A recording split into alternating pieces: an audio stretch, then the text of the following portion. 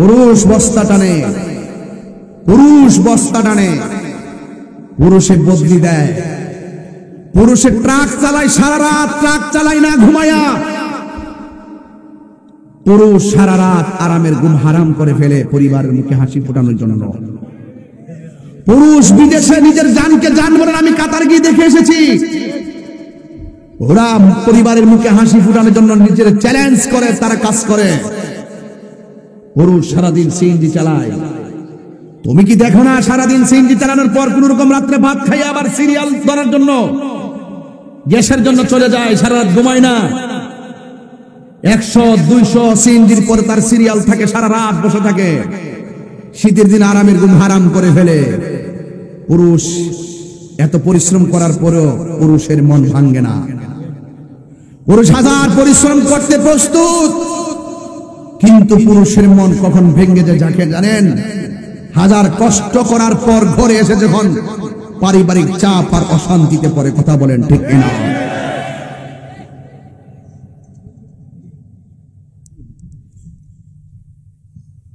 আমি বিদেশ দেখে আসছি তাই কথাগুলো বলতেছি। এখন স্ত্রী চোখে দেখে, স্বামী চোখে দেখে না। আমার দেশের কিছু স্ত্রী আছে দেখবেন, জামাই 12 বছর বিদেশ করছে, বিদেশ মাসে মাসে টাকা পাঠাইছে, 3 বছর পর পর আইছে, 3 মাস পরে আবার চলে গেছে, আবার 3 বছর পরে আসছে, আবার 3 মাস থেকে চলে গেছে, আবার 3 বছর পরে আসছে, আবার 3 মাস থেকে চলে গেছে। 9 বছরের ভিতরে সে দেশে সময় দিচ্ছে মাত্র 9 মাস। 9টা বছরের ভিতরে মাত্র 9টা মাস সে দেশে সময় দিল। বাকি 8 বছর 3 মাস সে তোমার মুখে হাসি ফোটানোর জন্য বিদেশে দিনকে দিন বলেন, রাতকে রাত বলেন। আমি দেখে এসেছি তারা সারাদিন ডিউটি করার পরে বাড়িতে আসার পরে কাপড়গুলো নিজে ধৌত করে, ওরা নিজের কাপড় নিজে ধৌত করে, নিজের রান্না নিজে করে। এরপর ঘুমাইতে ঘুমাইতে মাত্র 2 ঘন্টা ঘুমাইতে পারেন, আবার গাড়ি এসে দাঁড়াই থেকে আবার ডিউটিতে চলে যায়। এইভাবে তারা জীবনটা পার করে দেয়। স্বামী যখন বিদেশ থেকে বলে যে আমি আর কত করবো, আমার তো কোমরে ধরে না, আমার তো পিঠে ধরে না, আমার তো শরীরে ধরে না, আমি চলে আসতে চাই, তখন স্ত্রী বলে দেশে এসে কি করবা? যাই হোক, তারপরও স্বামী আসে না। 13 বছরের মাথায় হঠাৎ করে সেন্টারে গিয়ে মাল ভেঙে নিচে পড়ে তার কোমরটা ভেঙে গেছে। তখন স্বামী আর লড়তে পারে না, কোন রকম 1.5 মাস চিকিৎসা করছে, ভালো হয় না। তখন স্বামী দেশে চলে আসছে, আতুর হয়ে আসছে, কোমর ভেঙে আসছে। স্ত্রী তখন স্বামীকে কোন রকম 1 মাস যত্ন করে, 2 মাসের মাথায় বলতেছে মরাটা কি মরতারে না। পৃথিবীতে এটার নামই স্বামী, এটার নামই পুরুষ।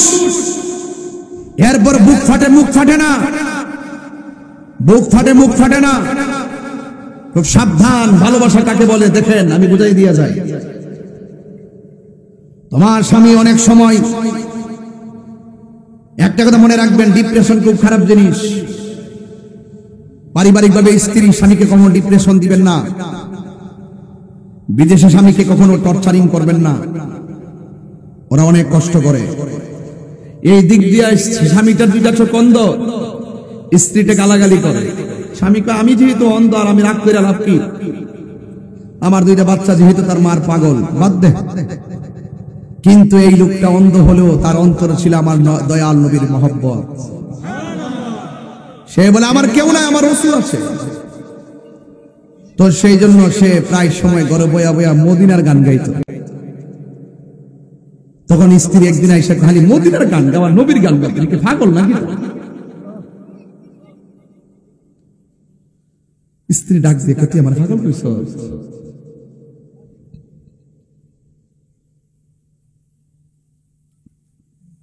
নবীর গান গাইতে আমার ধমক মারছস, তোর লোক আমি সংসার করতাম না, তোর আমি তালাক দিব। আমার নবীর শান গাওয়ার কারণে তুই আমার বিরুদ্ধে কথা বললি কেন, আর আমাকে আঘাত করে কথা বললে কেন?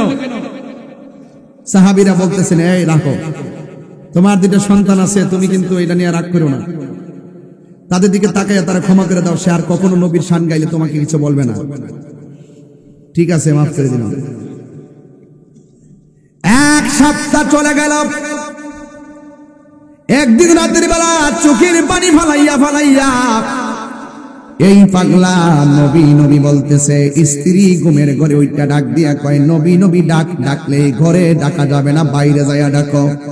নাউজুবিল্লাহ কেন? ভালোবাসার জায়গা মদিনা, ভালো লাগার জায়গা মদিনা, ভালো লাগার জায়গা না, ভালো লাগার জায়গা মদিনা। এত সুন্দর জায়গা কোথাও দেখি না, এত সুন্দর জায়গা কোথাও দেখি না, বানিয়েছেন দয়াল রব্বানা, ভালো লাগার জায়গা মদিনা। বলো ভালো লাগার, ভালো লাগার জায়গা মদিনা। একদিন কবর যাব কেউ তো যাবে না, না যাবে না আমার শাহে মদিনা, ভালো লাগার জায়গা মদিনা। বলো ভালো লাগার,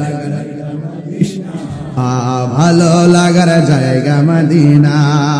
যতই দরুদ পড়ি তৃপ্তি মিটে না, যতই দরুদ পড়ি তৃপ্তি মিটে না, সুন্নাতে অশান্তি থাকে না, সুন্নাতে অশান্তি থাকে না, ভালো লাগার জায়গা মদিনা, ভালো লাগার জায়গা মদিনা, ভালো লাগার জায়গা মদিনা। আমার জীবনে অনেক বেশি গুনাহ, আমার অনেক বেশি গুনাহ, তাই হাবিবের কদম ছাড়ব না, ভালো লাগার জায়গা মদিনা। বলো ভালো লাগার, ভালো লাগার জায়গা মদিনা। মদিনা শরীফে নূরের খাজিনা, মদিনা শরীফে নূরের খাজিনা, আশিক ছাড়া অন্য বুঝে না, বলেন আশিক ছাড়া অন্য বুঝে না, ভালো লাগার জায়গা মদিনা, ভালো লাগার জায়গা মদিনা, ভালো লাগার জায়গা মদিনা। বলো ভালো লাগার, ভালো লাগার জায়গা মদিনা। জবানটা খুলে গুন মারহাবা। আমার নবীর যে চিন্না ফলাইছে, দুনিয়াদারি কি তার ভালো লাগে? ও যুবক, এবার স্ত্রী বলেন তুমি যদি নবীর নাম ডাকতে চাও তাইলে বাইরে যাইয়া ডাকো, ঘরে ডাকা যাবে না। এবার স্বামী ডাক দিয়ে আর কোনো কথা নাই, পরে আমি আমার সংসার থেকে চিরদিনের জন্য তোরে বিদায় করে দিব। এরপর সাহাবায়ে কেরাম বললেন, পাগলা রাগ করো না, তার দ্বিতীয়বারের মতো মাফ করে দাও। কয় না না, সে আমার জানের জান, ইমানের ইমান, আমার নবীর বিরুদ্ধে কথা বলছে, আমাকে নবীর ডাক দেওয়ার চাইতে বাধা দিয়েছে, আমি তার ছেড়ে দিব। এবার বলে না না, ছাড়বা না। এবার দ্বিতীয়বারের মাথায় তারে ক্ষমা করে দিয়েছে। এবার কয়েকদিন যাইতেও পারে না, কথাই বলে না, কুত্তার লেজ কখনো সোজা হয় না। সারাদিন লেস্টারে দুইটা ইট দিয়া বান্দা ফলায় রাখবেন, সরিষার তেল দিয়া মেসেজ করবেন, 2 সপ্তাহ পরে ইট থেকে লেস্টারে সাইরা দিবেন। আবার কথা ঘন্টি কিনা, আবার বেলেট দিয়া ফাহার কাটতে লাগছে, যদি কেউ বিশ্বাস করে, বেলেট দিয়া কেউ ফাহার কাটতে লাগছে, কেউ যদি বিশ্বাস করে, কিন্তু ইমান চোর ভালোই গেছে গা, ইমান চোর ভালো হয়ে গেছে গা, এইটা জীবন অবিশ্বাস করো না। এক গিরগিটির মতো রং ফাল যাইব এই ইমান চোর, কথা কোন ঠিক না। হেরা জাতা মারা ধরলে কইব আমরা আপনার লগে আছি, আর গোপনে গোপনে এক বাবার থেকে মাল খায় তালে হয়ে থাকে। আর হাত তোলা কোন ঠেকে না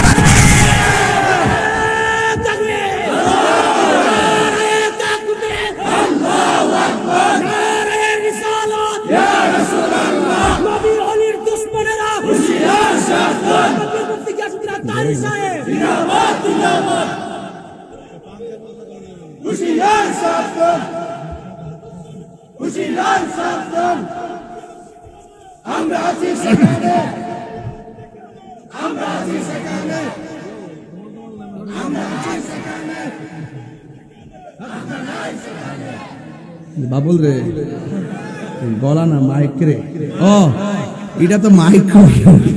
আল্লাহ যেন আরো গলার মধ্যে বরকত দেব না, আমিন। আমার কথা কি খারাপ লাগতেছে? খারাপ লাগতেছে? ইমান সুর জুতা সুর বহুত বালা, হে নাই দিকে না হে নিছে, নাইলে ফেরো খাওন নাই, হে এটা বেচছে খাই বিড়ি তো। আমার জুতা নিচে কয়েকবারই আমি কে থাক দিলে নিচে হইলে হে বেচা খাইবো, আর না হইলে হে পরবো, একটু তুইব মাফ করে দিছি। কিন্তু ইমান সুর জুতা সুরে চাইতো খারাপ।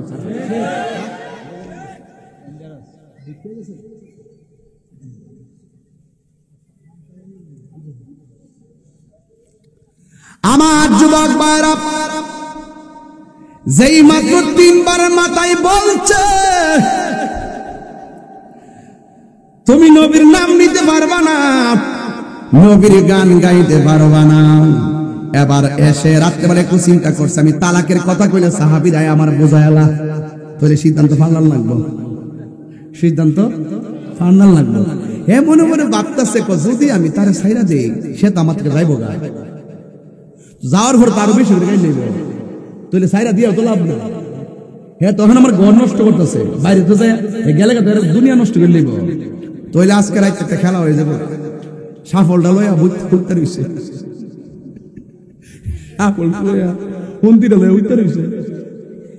তখন যখন আলী তাই নিয়ে আইসে, ওই স্ত্রী যখন আইসে তখন তল ফাট্টা ফাতারে একটা গাই দিছে, সাথে সাথে স্ত্রী দুনিয়া থেকে বিদায় হয়ে গেছে।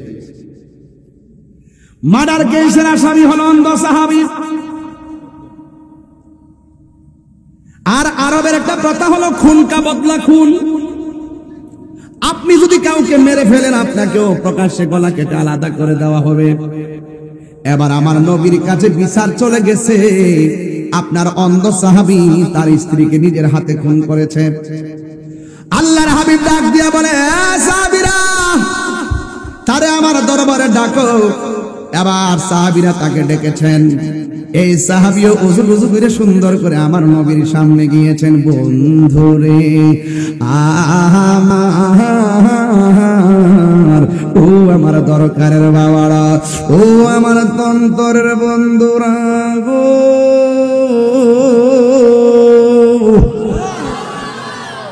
দেউড়া মনে আসেনি? এই দেউড়া যমুনার দেউড়া আসেনি, মনে আসেনি? এটা দেই না, হন সময় নাই, সময় জায়গা তাই নাই, লেগে টান্ডা দিলে সময় কাটটা জায়গা। আগে একটু সালাইকির ওয়াজ করছি, আধা ঘন্টা জিকির করছি, শান টান গাইয়া সময় কাটালে ইসলাম ওনার কাটাই না, কেন যতগুলা কইতাম দিতাম নি বাজান, তোর আর নাম দিস না বেটা, এটা আমি বুঝা বালাইছি বাবা। হ্যাঁ কষ্ট হইতেছে আপনারা? এবার দেখেন নবীর প্রেমিকের দাম আসেনিও। আমরা যে সুন্নিরা যে মাঝে মাঝে গাছতলাত বলে যে শান্তি ভাই কিরে জানেননি, আমরা দুনিয়াদারি না থাকতে পারে, আমরা সম্পদ না থাকতে পারে, আমরা টাকা পয়সা না থাকতে পারে, আমরা অন্তরে আমরা নবী আছে। কথা কোন ঠিক না বেঠি? আরো বড় করে কোন ঠিক কিনা বলেন? এই অন্ধ সাহাবীর সাহাবী একদিন প্রশ্ন করছিল, এ সাহাবী তুমি তো দুনিয়ার আলো বাতাস দেখো না, তোমার মনের ভিতরে কোনো দুঃখ আসেনি? সে তখন বলছিলেন একটা দুঃখ আছে, যদি আমি চোখ দিয়ে আমার নবীরে দেখতে পারতাম। এবার ডাক দিয়ে এখন যে দেখতে পারছো না তোমার ব্যথা কেমন? তোমরা যদিও বলতেছো আমার যদিও আশা ছিল নবীরে যদি দেখতে পারতাম, কিন্তু তোমরা যদি এখন বলো আমার মনের অবস্থা কেমন, আমি বলবো আমি নবীরে না দেখলো দুঃখ করি না। আল্লাহর কোরআন বলেছে আন্নাবিয়্যু আওলা বিল মুমিনিনা মিন আনফুসিহিম, আল্লাহর হাবিব ইমানদারের জানের চাইতে আরো নিকটে। ও যুবকের দল, এই পাগলা অন্ধ সাহাবী বলতেছে আমি যদিও নবীর চর্ম চোখ দিয়ে দেখি না, আমি যদি ইমানদার হতে পারি তাইলে ইমানদারের জানের চাইতে তো আমার নবী এমনিতেই আছে, আমার মনও চিন্তা নাই, কবরেও কোনো চিন্তা নাই। জোরে জোরে কে আল্লাহু আকবার বলা যাবে না? এরপরে নবীর সামনে চলে গেল। আমার নবীর সামনে যাওয়ার পরে গো আল্লাহর হাবিবের সামনে সে দাঁড়ালো আসামি বেশে।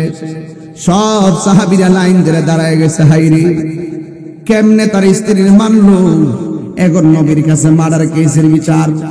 আল্লাহর হাবিব ডাক দিয়া কয়, এ সাহাবী, তুমি কি তোমার স্ত্রীকে মেরেছো?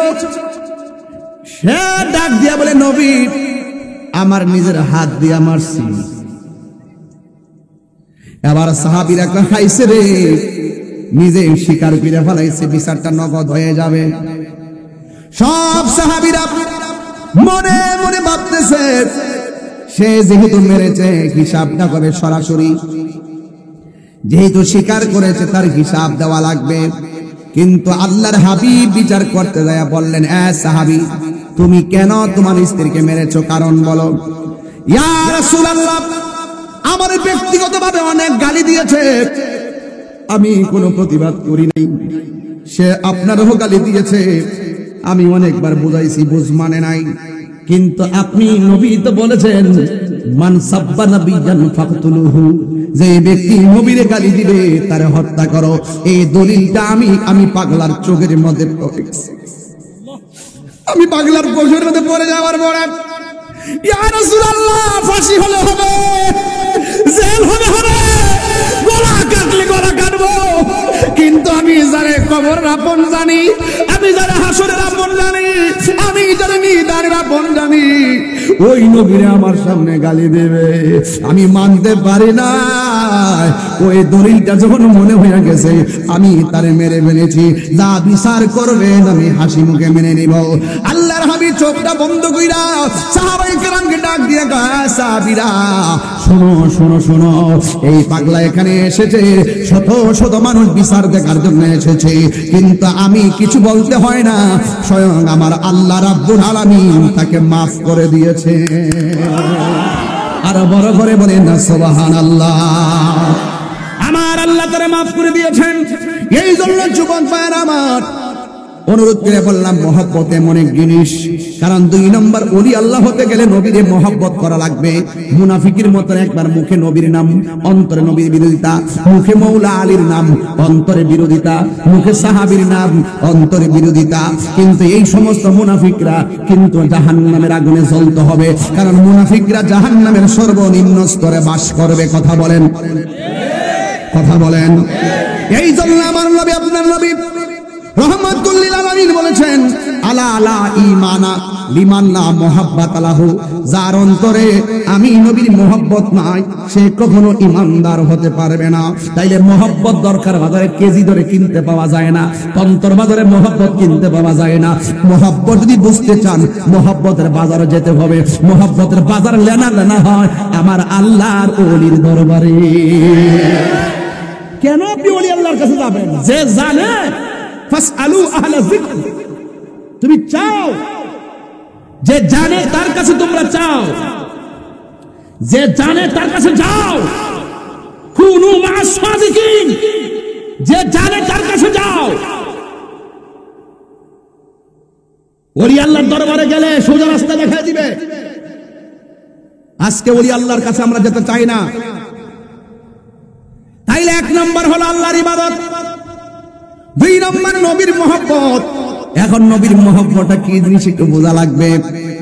আমার নবী বলছেন যে আমার আহলে বায়াত হলো নূহ নবীর কিস্তির মতো। কথা কোন কি লাগে? আহলে বায়াত নূহ নবীর কিস্তির মতো। তো আপনি যে ওলি আল্লাহ হইতে চান, ওলি আল্লাহ হইতে গেলে মৌলা আলীর দরজায় প্রবেশ করতে হবে। কথা বলেন ঠিক না বেটি? পাঞ্জাতনের কিস্তির মধ্যে উঠতে হবে, আহলে বায়াতের কিস্তির মধ্যে উঠতে হবে। আপনাকে পাঞ্জাতন মানতে হবে। আপনি যে ওলি আল্লাহ হবেন, ওলি আল্লাহ বেলায়েতটা শুরু হয়েছে কোথায় থেকে? মৌলা আলীর দিকে শুরু হয়েছে, সেখান থেকে এই পর্যন্ত আসছে। মৌলা আলী রাদিয়াল্লাহু তাআলা হলো সেই টাওয়ার, সেই টাওয়ারে আপনাকে প্রবেশ করতে হবে। রাসূল করিম সাল্লাল্লাহু আলাইহি ওয়াসাল্লাম বলছেন, আমার আহলে বায়াত হলো নূহ নবীর কিস্তির মতো। যারা এই কিস্তির মধ্যে উঠবে ফাকাদ নাজাত, ওরা নাজাত পেয়ে যাবে। আর যারা কিস্তির মধ্যে উঠবে না, এরা গারিকা, এরা ধ্বংস হয়ে যাবে, ওরা নিমজ্জিত হয়ে যাবে। কথা বলেন ঠিক না বেঠি? তাইলে আমরা আহলে বায়াতকে মোহব্বত করি কি করি না? আর করি কি করি না? আহলে বায়াত ছাড়া কি ওলি আল্লাহ হতে পারবে? আহলে বায়াত ছাড়া কি ওলি আল্লাহ হতে পারবে?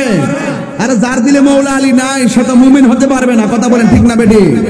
তাহলে আমরা আহলে বায়াতকে চাই কি চাই না? চাই। তাইলে আল্লাহর হাবিব বলছেন আমি তোমাদের কাছে দুইটা জিনিস রেখে যাচ্ছি। কয়টা? একটা হলো আল্লাহর কোরআন, আর একটা হলো আমার আহলে বায়াত। একটা হলো আমার কোরআন, একটা আল্লাহর কোরআন, আর একটা আহলে বায়াত। এই দুইটা জিনিসকে যারা আঁকড়ে ধরবে সে কখনো পথভ্রষ্ট হবে না। এটাই হলো সরল কথা। দ্বিতীয় নম্বর কথা হলো রাসূল যেখানে বলছেন তাকে ধরলে পথভ্রষ্ট হবে না, তো আমরা আহলে বায়াতকে মানলাম। কি সমস্যা? কি মানুষ লাভ নেই, মাঠের বড় দরকার ছিল। ভাইরা আমার, আমরা আহলে বায়াতকে মানি, পাঞ্জাতনকে মানি। এটা কি মানা আজকে দরকার নতুন?